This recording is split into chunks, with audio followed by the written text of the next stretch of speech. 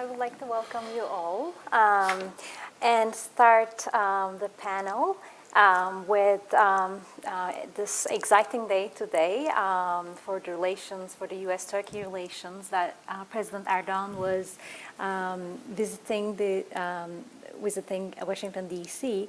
And we know that Turkey-U.S. relations has been strained for the last couple of months, but recently due to a number of thorny issues, one issue being the U.S. decision to provide heavy arms to the Kurds in Syria, especially the People's Protection Units, YPG, as well as its women's branch, YPJ, to help them in their fight with the ISIS. And Turkey urged President Trump to reverse his decision. I would like to start with Henri Barkey. What can you say about this most recent conflict, and what else was on the agenda today in the meeting? Well, first of all, I'd like to thank the Chicago Council for inviting me and my colleague Steve, and also, the Chicago Council must know something that we don't know, in the sense that they organized this meeting the day that Trump was going to see. Maybe Erdogan wanted to upstage us, but I don't know about you, but I'm glad to be out of DC today. That's true, me too. For more reasons than one. But look, there were three issues on the agenda today at the meeting between Trump and Erdogan. Let me put it this way. This is what we know. And unfortunately, with Trump, we don't know what else gets on the agenda these days. But the three were essentially, the Turks are very upset about the fact that the United States decided to as I mentioned, to arm the Kurds. But that decision was already taken under Obama. It's not a new decision. All Trump is doing is essentially follow Obama's decision, but probably giving more arms and more quickly to the YPG. The other two questions were, Erdogan wants the Fethullah Gulen, this cleric who lives in Pennsylvania, to be extradited because he was an ally of Erdogan, and Erdogan now blames him for everything that goes wrong in Turkey, from rain to coups and everything else. And thirdly, and in many ways, I think maybe the most important issue for Erdogan is, there's a young guy, he's 30 years old or 34 years old, an Iranian-Turkish businessman who's in jail in New York somewhere. And he's in jail because, and he's been in there for over a year now, because he was in charge of breaking sanctions against Iran when the sanctions on Iran were at their height. And he managed to ship billions of dollars of gold to essentially get the Iranians to have foreign exchange to buy stuff. And he did it from Turkey. He did it with the acquiescence of the Turkish government. And I suspect that Erdogan is most worried about this guy, who yet has to talk to the prosecutors. And if he does decide to sing, I think a lot of stuff implicating Erdogan will come out. And I think for Erdogan, that's much more damaging than either the Fethullah Gulen issue or even the Syrian Kurds, which he has made into a major, major issue.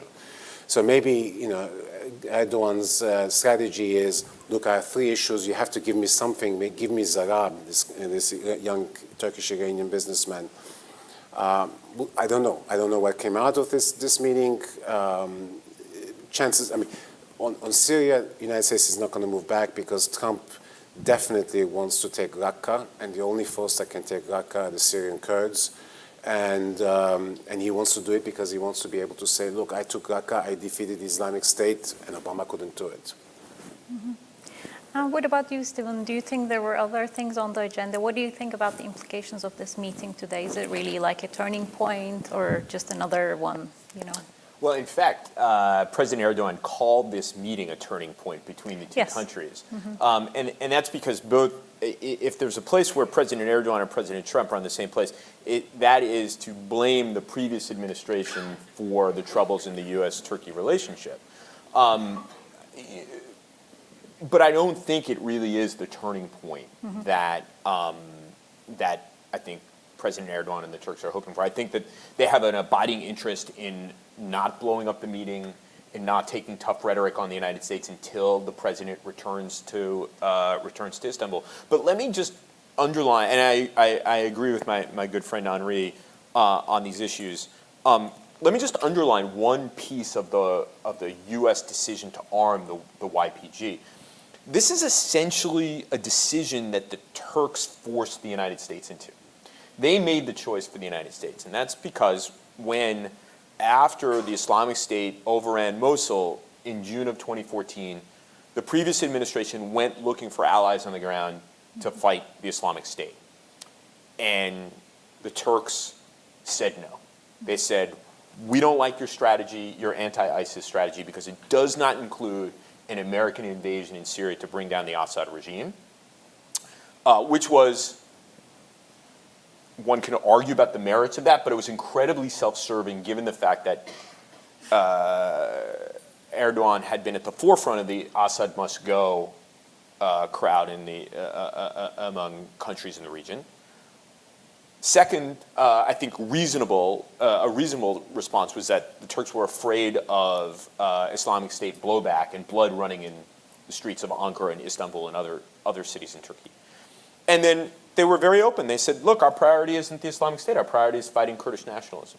So the United States turned to the people who said, hey, we'll fight with you. And that turned out to be the YPG. Over the course of the next couple of years, U.S. Central Command, who is responsible for fighting the Islamic State, developed good ties with the YPG, while the Turks made Central Command negotiate over access over Incirlik Air Base, an air base where there are, 60, 90 U.S. Nuclear weapons that are a symbol of American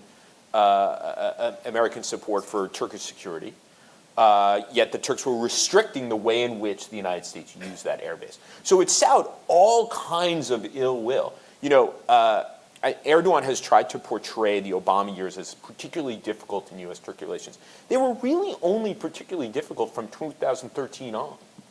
From, let's say, arguably the Gezi Park protests up until the end of his term. And part of that was a function of the Gezi Park protests. It was deeply embarrassing for President Obama because here he had stepped out and talked about the Arab uprisings and that Turkey was a model for, and Erdogan was employing some of the very same tactics that deposed Arab leaders had used against their own people. And then you had this debacle over Syria. And that's not to defend Obama's Syria policy. It was filled with contradictions and problems. But this is the result of the inability of the Turks to think strategically and the U.S. never deciding what exactly and how exactly it wanted to deal with Syria. I would like to follow that comment about the Gezi protests and Turkey's sort of inner workings of democracy or not, the functioning democracy. So there has been like quite an emphasis on, presenting Turkey as a model to other countries in the Middle East. But many scholars within Turkey who follow Turkey very closely never bought that argument, right? So what are your views, Henri, on this? I mean, do you think Turkey was a model? Well, look, the United States always used Turkey as a model, not just under Erdogan, even before Erdogan. Because Turkey was a secular country, democratic country, so this is what we told Arab countries essentially. This is what you need to follow, and you need to become secular and democratic like Turkey. And then when Turkey became more democratic, but with a more popular and more, shall we say, Islamic leader who married, so to say, Islam and democracy, we turned around and we said, but no, this is the better model. This is what you should follow. But the truth is, every country is, in many ways in the region is different.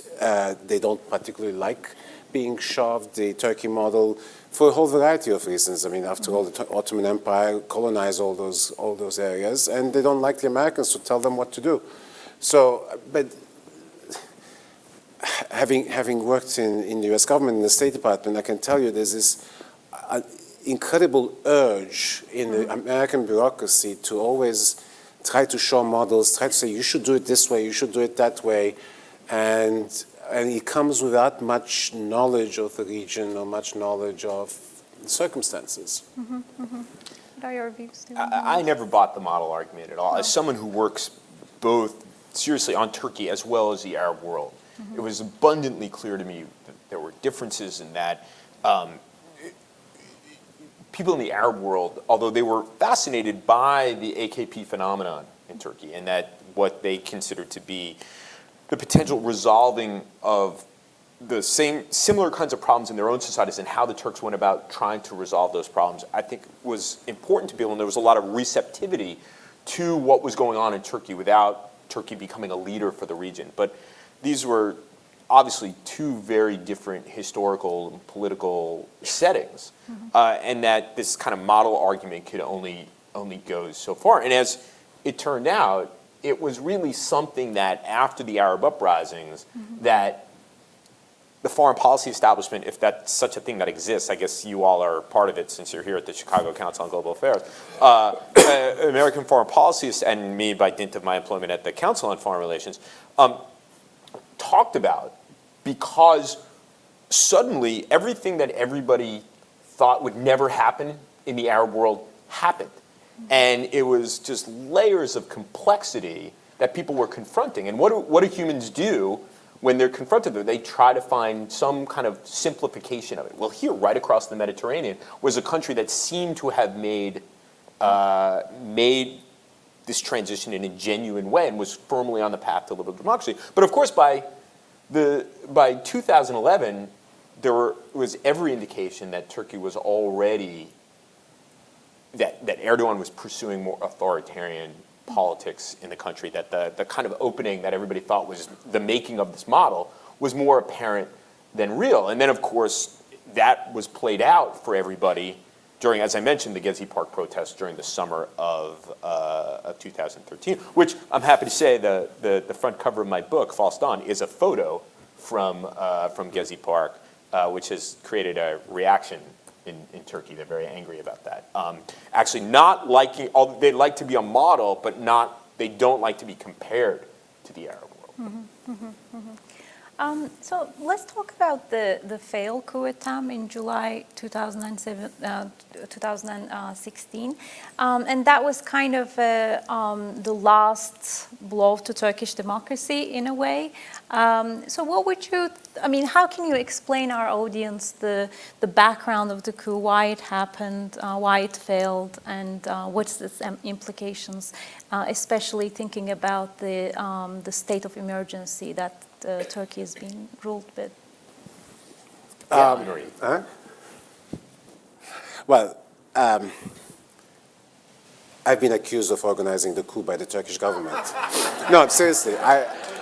This tells you a little bit how illogical this coup issue is, because maybe. I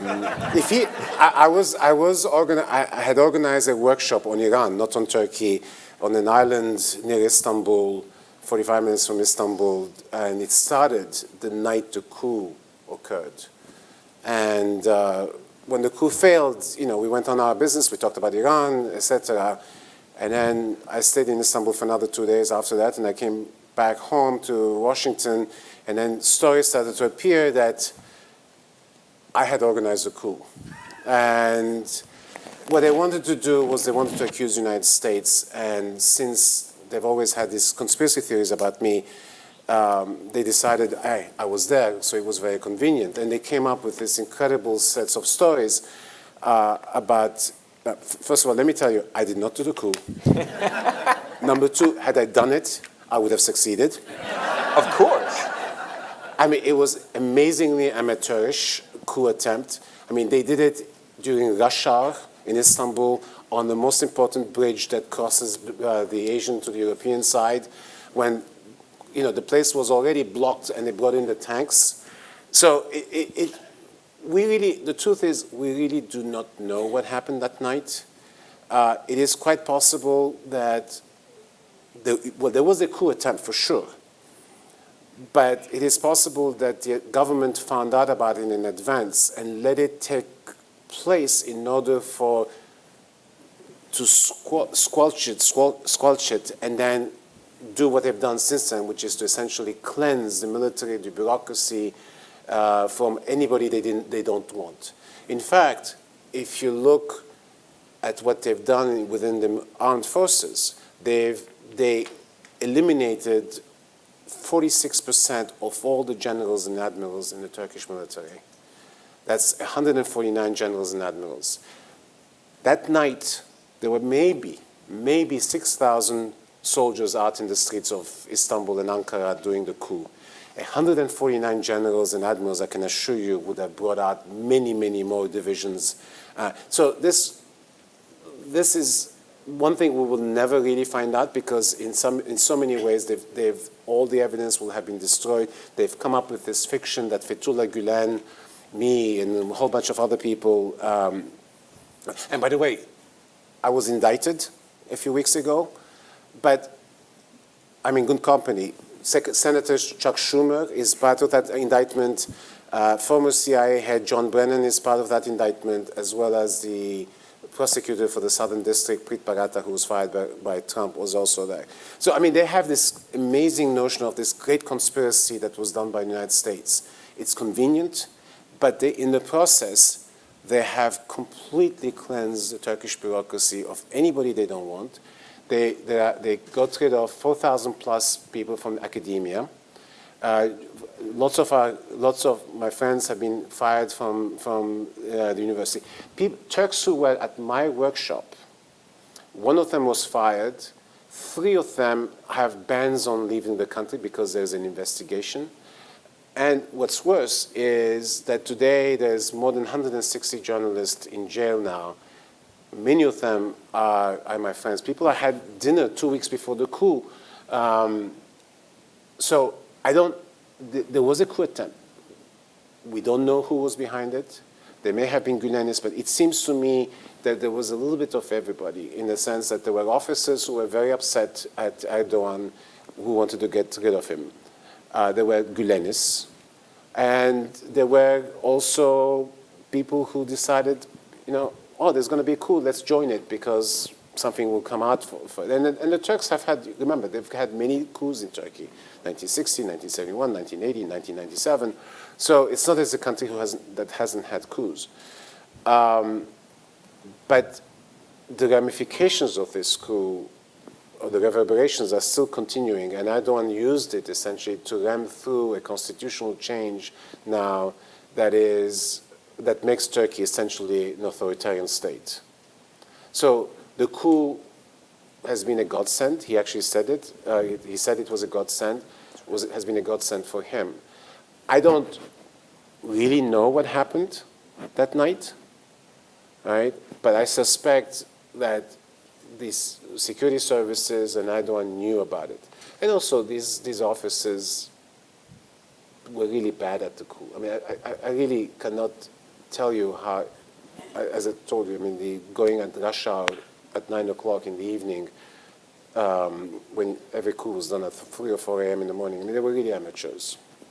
Let me just add something to that. I think that you can tell that Henri and I are friends, and we kid around about this. But this is an extraordinarily serious situation that Henri in particular, but others also accused of the coup, to the point where Henri had to have protection because no one knew what would happen to him in Washington if some supporter of the Turkish government decided to take matters into their own hands. I mean, on a daily basis, the Turkish press splashing Henri's pictures on the front saying that he was the CIA front that was behind the coup. And then the kind of dark conspiracies that the Turkish leadership spun about the CIA, about the commanding general of Central Command, about a variety of other people, but Henri always at the center of it, was extraordinarily disturbing and continues to be, to the point where, Henri can't go back to the place of his birth. And he's the most prominent example and the most disturbing example of a lot of different people. And let me just contextualize what's happened here. The post-coup environment, there's been a lot of discussion about what actually happened that night. I don't think we'll ever know. I think that the Turkish government made a determination that the most politically effective narrative for them is that the Gülenists the followers of this cleric who lives in Saylorsburg, Pennsylvania. If you've ever read or heard an Erdogan speech, he constantly refers to Pennsylvania. I did my PhD at the University of Pennsylvania. I have a T-shirt that says Pennsylvania. It's now at the bottom of my drawer. Professor Watkins, put yours at the bottom of your drawer too, because you don't want to be accused of these things. But anybody who could be accused of this kind of thing is in serious jeopardy. But this is something that actually predates the failed coup of July 15. What's happened since is just an acceleration of the purges and crackdowns and arrests and the destroying of people's lives that has gone on for a number of years before. But this has now provided an excuse for Erdogan to actually clean out all enemies, real and imagined. And that's why when it was safe for him to return to Istanbul, one of the first things he said was, this is Erdogan speaking. The coup was a godsend for me. And then they've gone about doing this over the course. And we have hundreds of thousands of people whose lives have been destroyed over the course of now almost a year. But it's not something that hadn't already begun. Mm-hmm. Okay, so we have about 10 minutes, so I would like to speed up a little bit in terms of questions. So last month, Turkey has a historic referendum to vote a new constitution. So can you a little bit talk about what this new constitution brings and what's its implications? And also, like, I would like to invite you to think about the methods of Erdogan and how are they different from the other authoritarian regimes, because many people are thinking about his authoritarian rule as just another reflection of the general trend in the world. Let me start with the second part. Mm-hmm. There is this kind of template, this idea that it's the rise of authoritarians and Erdogan is no different from the others, or that Erdogan is no different from authoritarians that you would find in the Arab Middle East. But I think it's somewhat different with Erdogan. Mm-hmm. He's certainly an authoritarian, although I think, and much to my grief, I did write a piece saying that it didn't have to work out this way. There were a number of different opportunities that were lost and missed over the course of the last 14 years or so. But what's interesting about Erdogan is that he has a constituency. He's not a tin pot dictator. He's not Zine El Abidine Ben Ali from Tunisia. There is a large, possibly shrinking though, if we think we know about the recent referendum, what we think we know, but a large and diverse and dynamic constituency that supports him. And they support him because over this course of these, since 2002, when AKP first came to power, the Justice and Development Party first came to power, they have delivered. There is better infrastructure. People have more money in their pockets, at least until the current kind of troubles in the economy. They have health care. Erdogan Care will not be repealed and replaced. And Erdogan has also, at another level, has made it safer for people to explore their religious identities in ways that they were unable to before. And that's why he keeps winning elections. He has a constituency. He doesn't, up until now, he has not had to rig elections. He has won fairly and squarely. And what he's done is he's governed the half of the country that supports him and intimidates the half of the country that doesn't. And that's in part one of the reasons why we have the constitutional amendments. And I'll hand it over to Henri to talk about the constitutional amendments. Well, when you look at the way he ran the the referendum process, 90% of the Turkish press is controlled by him. That means print as well as electronic, as well as television, etc. If you try to raise issues about the articles that he wanted to change, very often you ended up in jail. Right? They broke demonstrations of people who wanted to oppose it. And given the fear atmosphere that was created, what happened, I think, is that he probably, I'm saying we don't really know for sure, he probably lost the referendum, and there was a great deal of hanky-panky with votes that should not have been counted, that were counted, and so on and so forth. And I wrote a piece just before the referendum where I ended up, I didn't want to say that he's going to lose it because what if he didn't? And I didn't want to be wrong. But I intimated that there was something going on that we couldn't tell. And the two things that really gave me a sense that he was losing it was, one was that in the run-up to the referendum, you could see that they were scared to death. The party, Erdogan and his people, were scared to death that they were going to lose it. But the point is that, as Steve said, he should have won it fair and square. But I think what's happening now is that there's a reaction to him because he's becoming so authoritarian, because he's becoming so intrusive. You know, you pick up all the newspapers today, except for 3 or 4, it's his picture. The news is all about him. It's all Erdogan, Erdogan 20. And Turks don't like that. I mean, Turks do tend to react to these kinds of things. I mean, even Atatürk, who was omnipresent in Turkey, you know, kids would make fun of him. I mean, you know, you'd make Atatürk jokes because people disliked the fact that you were being fed essentially this constant diatribe of, you know, political correctness, if you want. Now it's the same thing. And Turks don't like that. I mean, they rebelled in the past. I mean, one way of looking at it is that every time the military intervened in Turkey, the first elections after that was lost by the people who supported the coup. The people against whom the coup was organized ended up winning the elections after in the first 3 elections that you would have. So, I mean, people never understood in that within the Turkish public there is this little rebelliousness. But now the constitution that has been passed is completely authoritarian. All the powers are concentrated in one person. Right? Parliament has no role essentially to play. He is both, you know, all 3 branches of government are concentrated in Erdogan. And people make fun of the fact that he built this 1,000-room palace. And I understand why he did that. It's not, I mean, Erdogan and his wife are not going to waltz in big ballrooms and stuff like that. He needs that because he's going to run the country from one location. Right? And that huge edifice that he created is the center now of Turkish politics. And I don't think he's going to change his mind anytime soon, and I think he's going to continue to rule the country with an iron fist. But the prognosis, I think, is not very positive. Mm-hmm.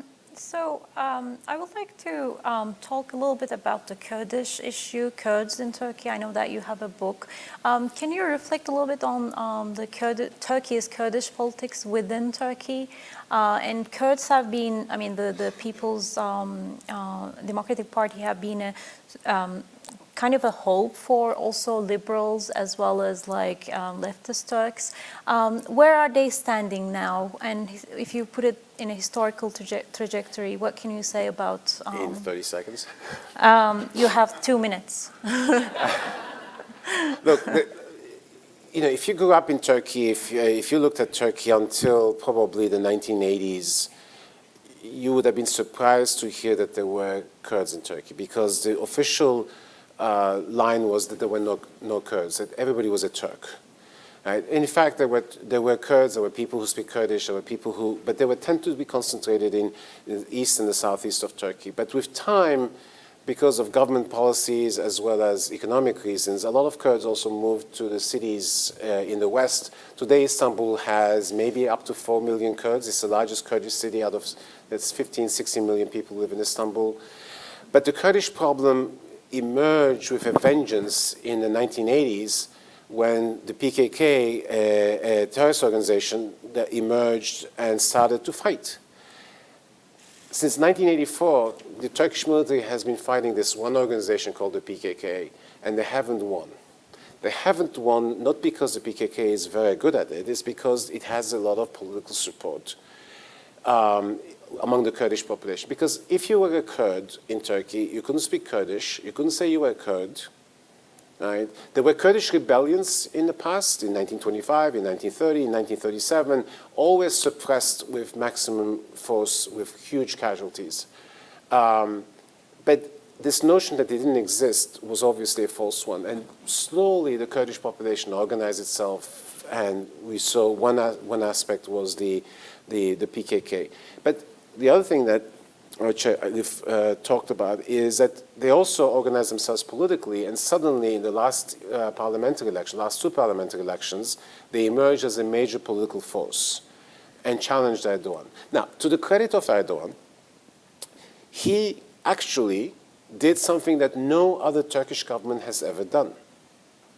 He talked to terrorists. He talked to the PKK. I mean, today Erdogan comes to the White House and says, PKK is a terrorist, we have to fight them, and the YPG, the Syrian Kurds are also terrorists, we have to fight them. But in reality, he worked with both the PKK, he had negotiations with the PKK, and he had negotiations with the YPG at some point. And for his own political reasons, he switched sides, and now with vehemence he's going after them.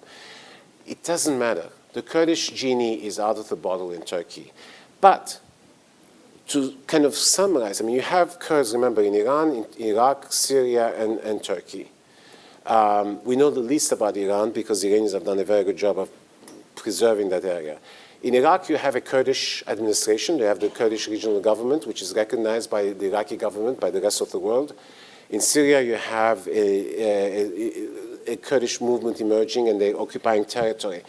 I would say, and I'll finish on this, the big difference between Kurds in Turkey and the other Kurds, at least in Iran and in Iraq and Syria, is that the Kurds do not necessarily, in Turkey, do not want an independence. They do not necessarily want even autonomy in their region.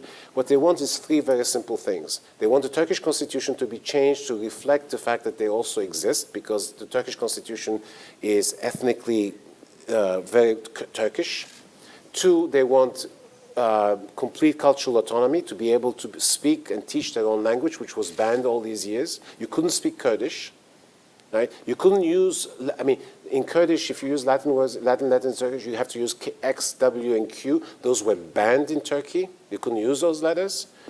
And third, they want decentralization, not just for the region, but Turkey-wide, because Turkey is a very centralized state, and it would gain from.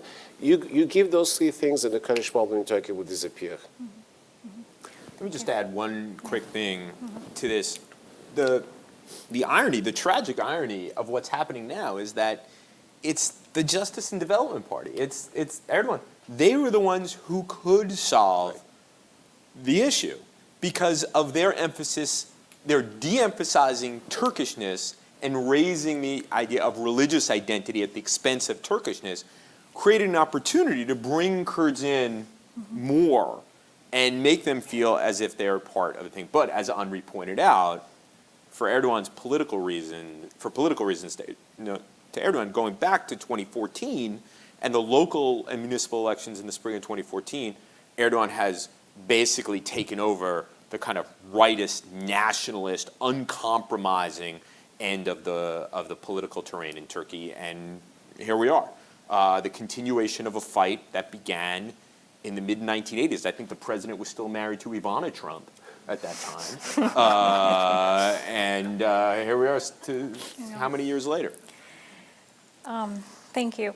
I mean, Turkey is a very eventful country. There are so many things to talk about it. I wanted to sort of bring the issue of Syrian refugees, perhaps the one thing that arguably Turkey is doing well in comparison to the U.S. and Europe. But I would like to turn the floor to our audience and take some questions before maybe. And as a reminder to our live stream audience, you can ask questions via chi.cnf.io. For our in-person audience, if you have a question, please raise your arm, and once I've acknowledged you, a member of our staff will bring a microphone to you. Please make sure to use the microphone so our live stream audience can hear your question. Yes, sir.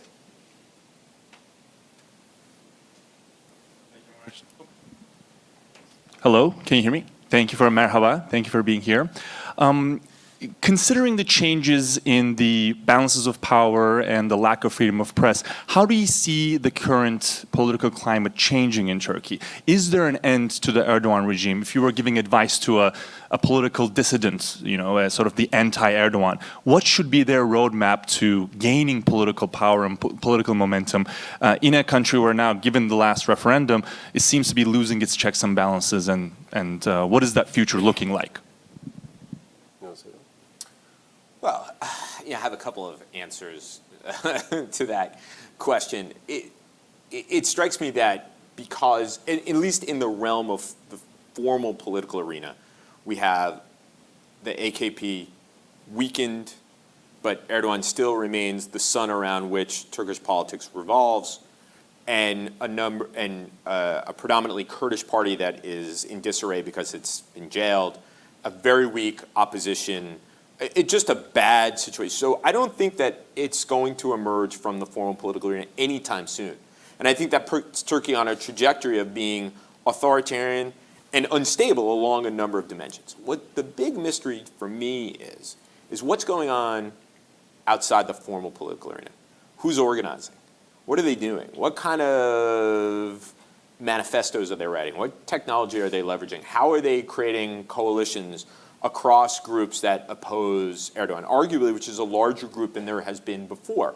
And the reason why I say this is because I think at our peril we say Erdogan is stable, that Erdogan is the master of the political system. Look, he had to rig this referendum to win by a razor-thin margin. So there's something going on. Now, he's never been magnanimous in victory, so he's going to continue the crackdown. But one has to believe that there are more things going on than we can actually see, at least from Chicago or Washington or other places. And the reason why I caution by saying Erdogan is stable, Erdogan's going to be there, I remember, because I not only work on Turkey, but I work on the Arab world, and in particular Egypt, the idea that the only threat to Hosni Mubarak's rule was how long his heart was going to beat.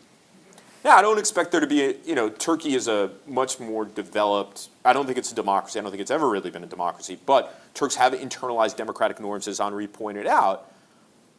Erdogan may, in fact, be vulnerable in 2019. We'll see what the economy does, but I'm not willing to bet on him. You would have lost a lot of money over the course of the last 14 years if you bet against him. But there really is something going on in Turkey right now that we should pay a lot of attention. I don't know what advice I would give some political entrepreneur in Turkey, because the advice I would give would probably get them arrested and accused of being Fethullah Gulen terrorist organization. But there's something going on in Turkey that's interesting and that we should keep an eye on, and that at least we should make it part of our realm of possibilities that Erdogan is actually weaker than he appears to be. Sir, third row. And a microphone is coming. Stephen, you wrote a great piece this weekend about Trump making the same mistake that President Obama made, and you suggested that the way forward is start using more vinegar than honey when it comes to Turkey. But even at the end of the Obama administration, when they had been disabused of the notion, they still didn't use vinegar. They were all quiet diplomacy. Having worked on the Greek issues, they kept telling, we're talking to Erdogan behind closed doors. When it doesn't seem from the readout today that the Trump administration even read your memo, when are they going to get there? I mean, it would seem to me that some honest talk would go a long way there. Let me just, I wrote an article for Salon.com basically saying that the Obama team's effort to move Erdogan and to kind of shape Turkish foreign policy behavior to try to get them from prevent them from undercutting us in a variety through private diplomacy, through private assurances, was a failure. And that it was time, and here President Trump had an opportunity to, if we don't want the Turks to interfere with our operations in Raqqa, where we are using the YPG, a sworn enemy of the Turkish state, allegedly, according to the Turks, but I think quite true, then we're going to have to tell them publicly that there will be consequences for it. Why they didn't go that route, I don't know. I think from the moment they decided to call Erdogan after the referendum and congratulate him, it was an effort to kind of make Erdogan sweet on the United States, and through lots of honey, he wouldn't undercut us or interfere with our military operations. Erdogan pocketed that telephone conversation and then went about shelling Washington's allies in the Raqqa fight. Not that our allies are angels, whatever, but they happen to be our allies. I think it's setting ourselves up for more tension, more problems. Erdogan responds to pressure. We have a marvelous case study of it. A Turkish F-16 shot down a Russian military plane in November 2015. Vladimir Putin, I'm not a fan, put the screws to Erdogan, and ultimately Erdogan had to go to Moscow and apologize because the Russians were very, very tough with him, and because he needed to secure Turkey's interests, and Russia's the big player, Putin was able to kind of turn the screws ever, ever harder. And that's a different relationship. I think we should try some of the same things with Erdogan. They keep running right over us, and I think Trump's in the process of making, just as you said, making the same exact mistakes. Yes, ma'am, in the front row, please.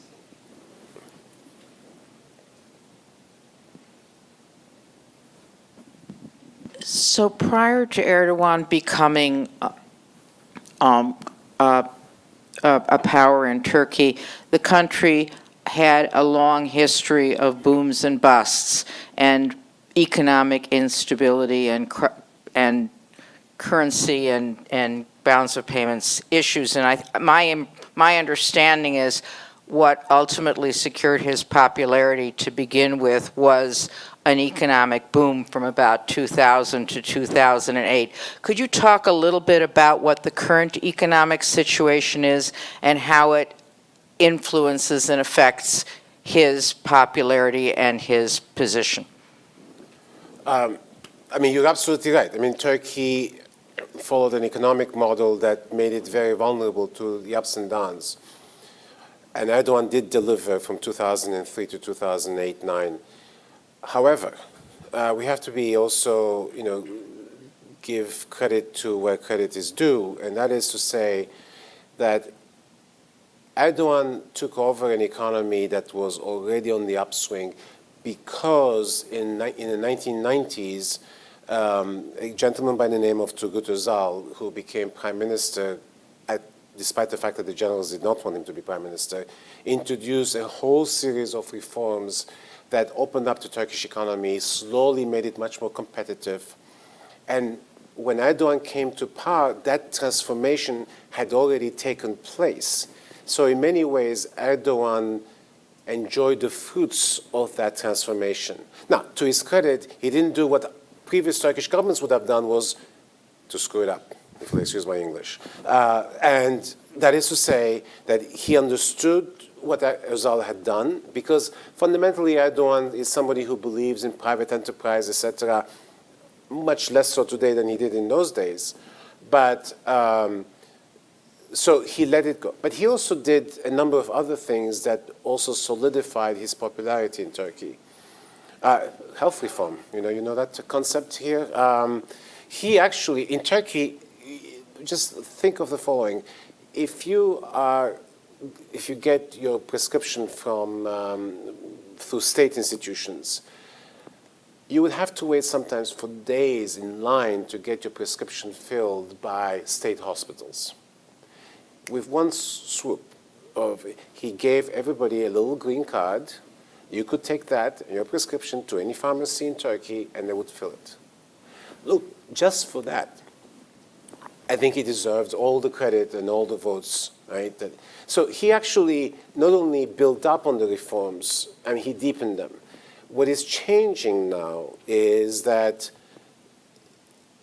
as he becomes more powerful, you're seeing the creation of this crony capitalism in Turkey where people close to him are getting all the contracts, all the, shall we say, the prime real estate and the prime state contracts are going to people who are close to him. And that is creating now both friction in Turkey, but also bad economic management. The other thing, of course, he's doing is that he has kooky ideas like that he doesn't want the Turkish lira to depreciate. So he thinks that there's a great conspiracy run by the United States to push the Turkish lira down, and he's forcing the central bank not to raise interest rates to defend the Turkish lira, and because he thinks that interest rates cause inflation. So he's now become an economic expert, and is intruding in economic decision making, which is not in the long term good for Turkey, and you will see very soon the costs of that. One quick thing: it remains to be seen whether he's vulnerable on this. He has done everything possible over the course of the last 4 years to insulate himself from economic downturn by blaming the interest rate lobby, international bankers, in addition to Zionists, the CIA, CNN, for trying to bring Turkey to its knees. So if he can point to everybody else as the problem, to the extent that Turks believe him, it may insulate him from economic problems. But I think it'll be one of those things, in response to the first question, whether that prompts people in the informal political arena to organize. I'd like to take a question from our live stream audience. How has the refugee crisis affected Turkey and its relationship with Europe?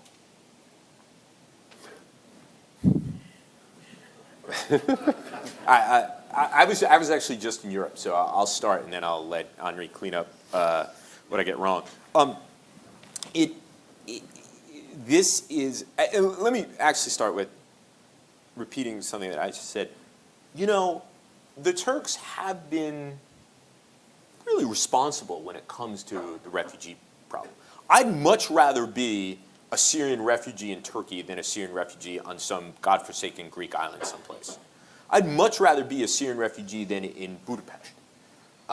Sure, I'd like to be a refugee in Berlin, but by and large, in contrast to other refugee crises that the Turks have faced, for a long period, before it became really overwhelming, the Turks handled it quite well, up to UNHCR standards, have spent tons of their own money caring for these people. Rhetorically, politically, it has been important for Erdogan to beat the Europeans up, implicitly threaten the Europeans with unleashing waves of refugees onto Europe unless they played ball on a number of issues. And this has made the Europeans rather angry, because there is actually a difference between Erdogan and the Turkish government's rhetoric on the refugee issue and what's actually happening at the bureaucratic level, which is the money is flowing from Brussels to Ankara, and there's actually a tremendous amount of cooperation, and it's working pretty well. Now, regardless of how you feel about the ethics of this particular deal, it happens to be working. And I think what the Europeans are upset about is that it is working, yet Erdogan is still using the issue to try to squeeze them, and it's breeding all kinds of resentment within Europe. I don't really have much to add. I mean, it has created tensions with Europe because of the rhetoric that especially Erdogan and his cabinet and his newspapers have used against Europe. I mean, if you follow what they say on a daily basis, what they write on a daily basis, the accusations and the vindictiveness against Europe is really quite horrible. I mean, there was, especially even in the case of the referendum, Turkish ministers created conditions in which there were clashes in Europe, in Holland and in other parts between different Turkish groups, etc., to the point that in some countries they did not want Turkish ministers to come and create chaos.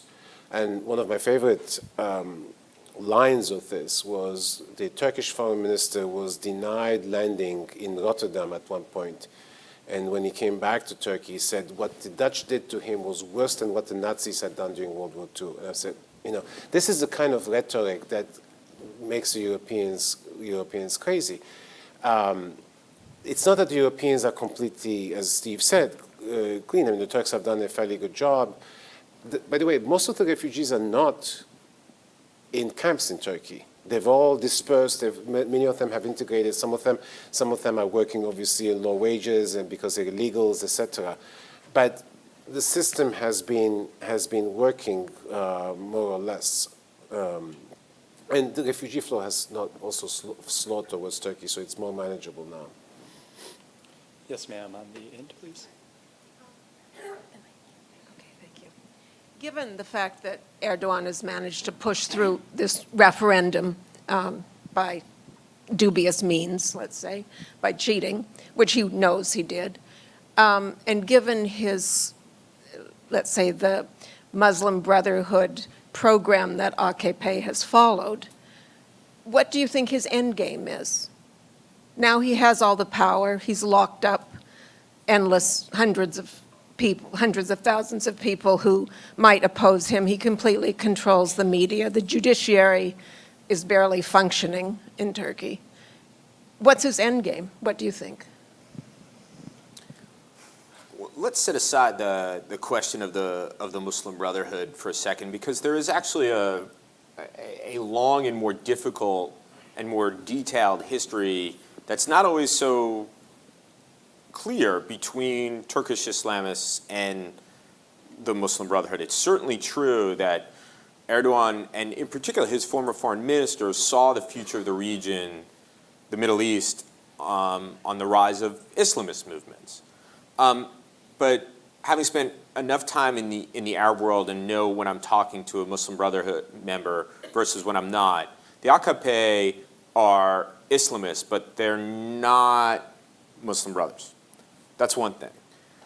The second thing is, in terms of the transformation of Turkey, I think that there is an effort. And one of the reasons behind these 18 constitutional amendments that essentially undermines the checks and balances such as they were in the Turkish system was because Erdogan, and Henri and I have talked about this before, Erdogan believes he is surrounded by a bunch of fools, rubes, and knaves who don't really know what they're doing, and that every decision needs to be made by him in order to complete the transformation of Turkey. And the transformation of Turkey is, they've been pretty open about it. And what is it? It's a powerful Turkey, it is a prosperous Turkey, and it's a Muslim Turkey. That's not a theocracy necessarily, but it is something that a sociologist formerly of Boston University, now in Stockholm, named Jenny White, has written about it. It's called Muslimhood. And this is where kind of a religious sensibility and values kind of flow effortlessly through society. There's Islamization of political and social institutions without theocracy. That is what Erdogan's vision is and the AKP's vision of Turkey. And I think he believes that as the central actor in Turkey, that he can pull off this transformation by the 100th anniversary of the Republic. I would add one more thing. I mean, if you look at the trajectory of Erdogan, is when he achieves something, then he looks forward to his next achievement. I mean, there's always this progression. I mean, he became the mayor of Istanbul, then he created a party. Once he created a party, he wanted to be prime minister. He became prime minister. Once he became prime minister, he wanted to be president, but the presidency did not have all the powers, and he wanted all the powers. So he always has a goal. And my sense of him is that he wants to be a consequential person in world history, in our global world. So you saw some of those signs earlier when he was touted as a leader of the Muslim world, of he was going to be the model for the rest of the Arab world, etc. But I do really think, and when you look at the rhetoric that comes from the newspapers that he and his acolytes control, they're always pushing this vision of Erdogan being a much more consequential leader. He himself talks about the fact that the UN Security Council, and maybe he may have a point there, that the UN Security Council is unfair, that you can't, that UN Security, the world is, he says, is greater than 5, which is the 5 permanent members of the Security Council. So, and, he would like to be one of the permanent members of the Security Council. I mean, he does have these things. I mean, he's said them in different times, in different opportunities. So he does have a vision for himself. He's not going to stop here by just being the almighty president of Turkey. Yes, ma'am, in the back, please. Thank you. What do you suggest the implications might be for religious minorities in Turkey? Having been a religious minority in Turkey. Look, I mean, there are really no serious religious minorities left. I mean, there are almost no Greeks left. There's probably between 16 and maybe 18,000 Jews left. Armenians, if you don't count the ones who are kind of have been dissimulating and have become Muslim, are probably the largest group, but they're no more than 30 to 40,000 people. Now, you have other minorities, which are Muslim minorities. You have the Alawites, I'm sorry, not Alevis, not Alawites. You have the Alevis, which are about 15% of the population. These are people who are, and it's an offshoot of Shia Islam. And by the way, they are the ones who are most threatened today because the Sunni Muslim ideology of the AKP and of Erdogan is very inimically against the Alevis. The Alevis have very few rights in terms of they can't have their own prayer rooms in most instances. And the Alevis also tend to be leftist, I mean, for historical reasons. And they've now, all of them essentially vote for the opposition party. Right? The opposition parties, the main opposition party, the Republican People's Party, gets most of its votes from the Alevi community. So those are the people who are, shall we say, next on the next target for Erdogan in some ways, because they really dislike the Alevis. They really think of them just the same way Sunni leaders think of the Alawites, whether in Syria or the Shia in Iran, as not being really Muslims. You have the same tension in Turkey between the two. So that's the, in terms of religious minorities, I mean, that's the biggest one, and the one where you have a lot of tension between the two communities. Yes, ma'am. What about, and what about the ethnic Turkish Christians? Because that community is growing as well.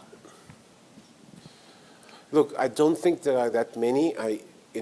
But what's interesting is that there is an American pastor who's in jail now, who I presume was ministering to that community.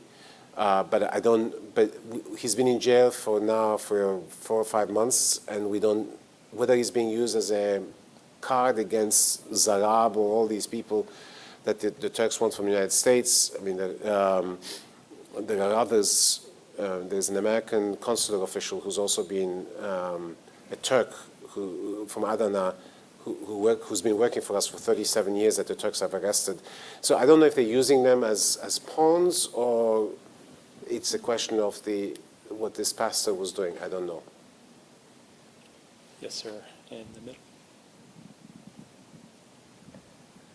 Does Erdogan really want Gulen back in Turkey as a political prisoner, where he could arguably be an internal and international symbol of resistance rather than a kind of a figure in nowhere, Pennsylvania, where he also can be a symbol for Erdogan of a Turkish traitor to the state and a source of continuing complaint to the United States?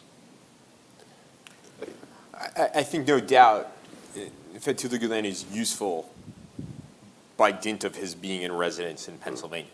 It allows Erdogan to whip up kind of anti-American sentiment, which is always good politics in Turkey. I don't know what's in Erdogan's head, and of course publicly they keep calling for the extradition, but it does seem to be that it is useful to have him here rather than there. I suspect that he's not going to go there anyway, because even if the Turks provide enough evidence for an American court that he should be, to be extradited, the court also has to take into consideration whether Gulen can get a fair trial in Turkey. And I don't think that there's anybody anywhere who believes that he can get a fair trial in Turkey.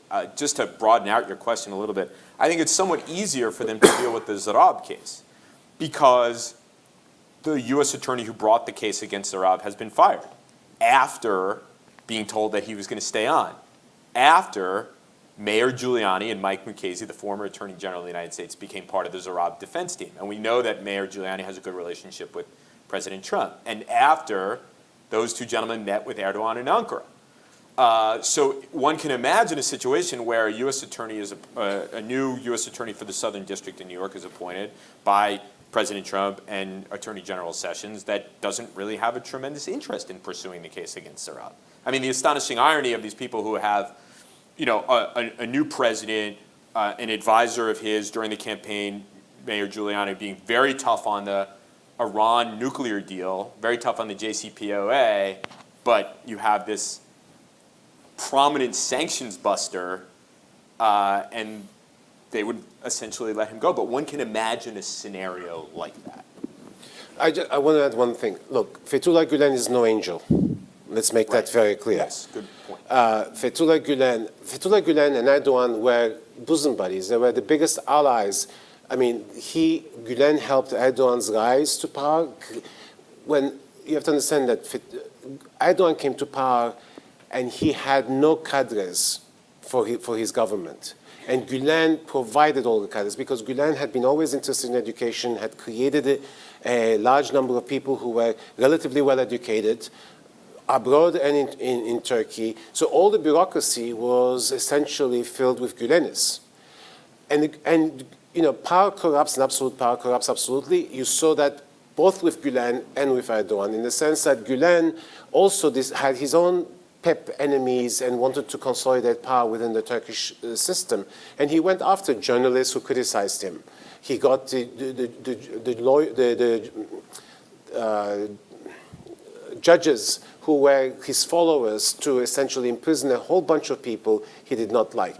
Gulen was, now he's not, he's changed his tune now, and if you read his op-ed today in the Washington Post, he talks about the Kurds, but Gulen was very, very anti-Kurdish. And they created this huge masquerade of trials in the Kurdish regions where they incarcerated a whole bunch of lawyers and journalists in the Kurdish areas. It was Gülenist judges who did that. And I have a friend of mine who spent 4.5 years in jail for no reason whatsoever. So Gulen is no angel, right? So let's not kid ourselves. But he also, just like Erdogan is no angel, but he did certain things well, Gulen also was no angel, but he did certain things well. I mean, he did open up, he did get Westerners to participate, to write in Turkish newspapers. He internationalized the Islamic movement in Turkey. He created this school network in the third world, not in Texas, there's big problems with his schools in Texas, but in places in Africa, he created a formidable school system that has actually done very well. So it's a mix. Yes, sir. In the third row, please. You mentioned earlier that there have been quite a few military coups over the years.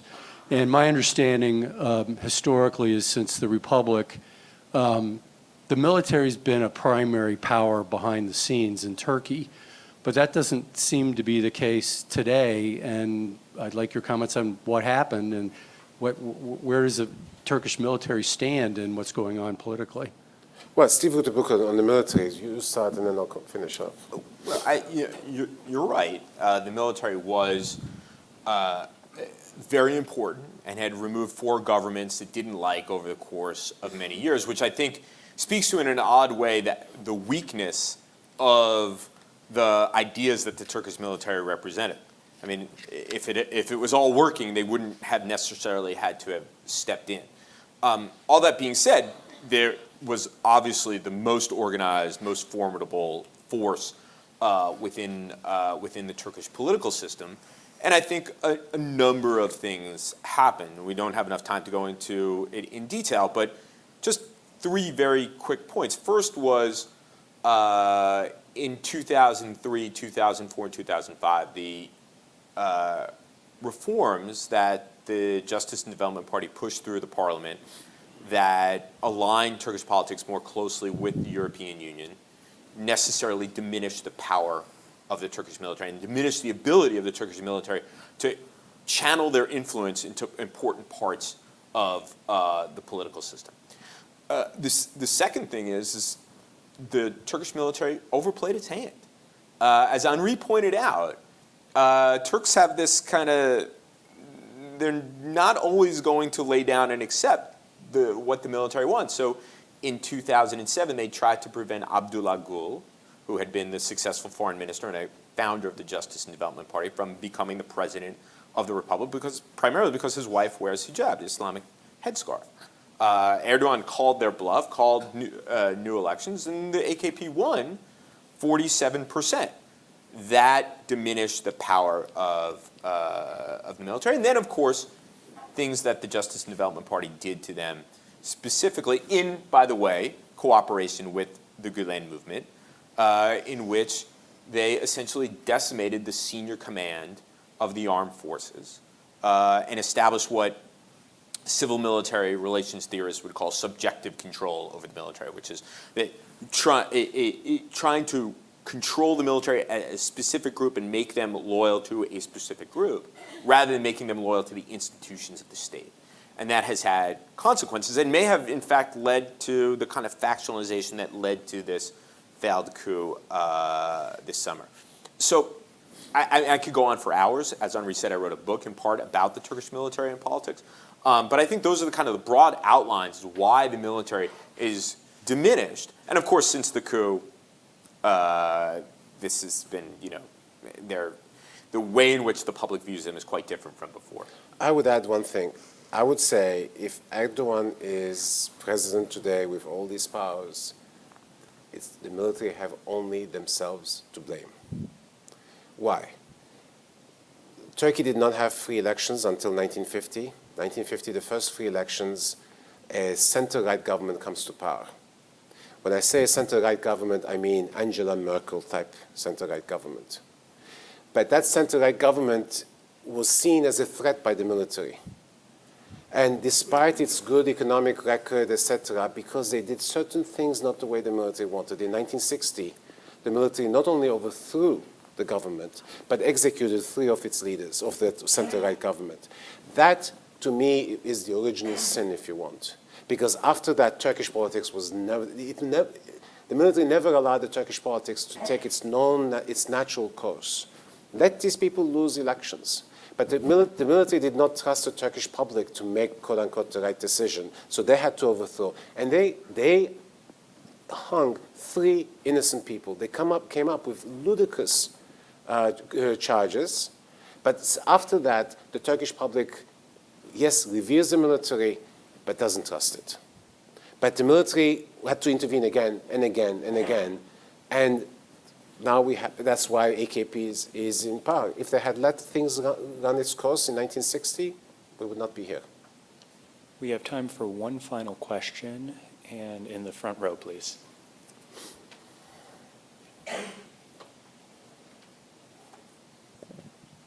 So with regards, this is going to be with regards to energy and the economy. So Turkey and Europe, most of their energy supplies come from Russia. Recently, there were pipeline plans from the Iraqi Kurdistan region, but those plans were disrupted because of the PKK and Erdogan's government fighting. Do you all think that eventually there will be like the political stability for these pipelines to be built? First of all, let me say I'm jealous that he's in shorts and a t-shirt. Look, I've been in a suit so long today. Wow. I think there is, an abiding interest on the part of both the Justice and Development Party and the KDP, which is the dominant party in the Kurdistan region of Iraq, to have this economic relationship. There's oil within the KRG, and the most obvious place to get it to market is through the Turkish port of Ceyhan. The Turks have, although things are more difficult now because of the war with the PKK, the Turks have signaled that they can accommodate themselves to a more independent Kurdistan region of Iraq, as long as they, as one Iraqi Kurd told me, as long as there are golden handcuffs on this entity. And one of the ways to do that is to make money off of the Kurdish export of their oil resources out of Turkey. The Turks also believe that the KRG can be a buffer to the chronic instability that is Iraq. All that being said, so one can imagine, and this is a relationship that there's already been oil sales out of the KRG through Turkey to places around the world, notably to Israel. Israel has bought Kurdish oil supplies.